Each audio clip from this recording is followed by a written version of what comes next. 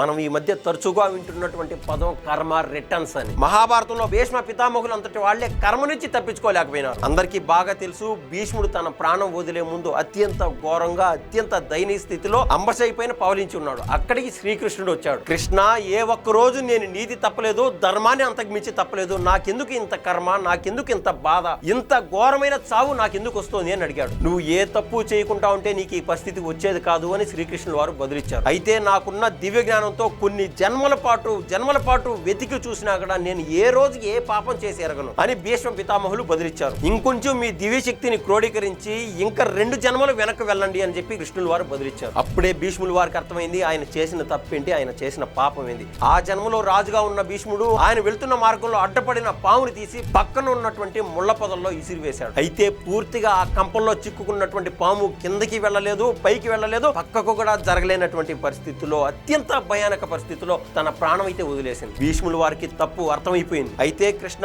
ఎప్పుడో కొన్ని జన్మలకు ముందు చేసినటువంటి తప్పుని నేను ఇప్పుడెందుకు అనుభవిస్తున్నాను అని అడిగాడు భీష్ముడు. ఇన్నాళ్ళు నువ్వు చేసినటువంటి పుణ్యకార్యాలు నిన్ను కాపాడుతూ వచ్చాయి. ఇదే జన్మలో ద్రౌపది అత్యంత బాధాకరమైన పరిస్థితుల్లో భీష్మ కాపాడు అని అడిగితే నువ్వు నీ కుర్చీకి తలొగ్గి బాధితురాల్ని ఏ మాత్రం పట్టించుకోలేదు, నీ కార్యాన్ని నిర్వర్తించలేదు. ఇన్నాళ్ళు నిన్ను కాపాడుతూ వస్తున్న పుణ్యం అనేటువంటి వర పగిలిపోయింది. అందుకే ఈ జన్మలో ఆ పాపానికి తగ్గ ప్రాయశ్చితం అనుభవిస్తున్నావు అని కృష్ణుల వారు క్లారిటీ ఇచ్చారు. ఏది ఏమైనా ఈ కథ ద్వారా మనం తెలుసుకోగలిగింది ఒకటే, మనకు తెలియక ఎలాగో పాపాలు చేస్తానే వస్తాము, తెలిసి మన జీవితంలో ఏ ఒక్క పాపానికి తావునివ్వద్దు.